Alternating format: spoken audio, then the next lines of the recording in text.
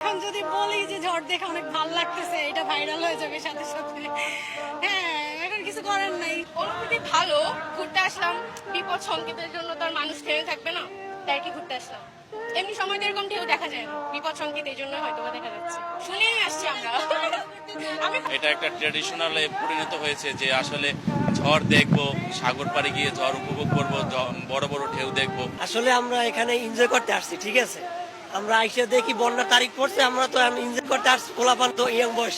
আমার ঘর দর কিছু নাই বাজান, আমি প্রচুর ভিখারি হয়ে গেছি। আমার সাদা কাপড় ঘর দর কিচ্ছু নাই, আমার কিছু নাই, আমার কিছু নাই। আমার এতিম বাচ্চারা সাগর রাজি হয়ে গেছে। মা, আমার এতিমেরা শেষ।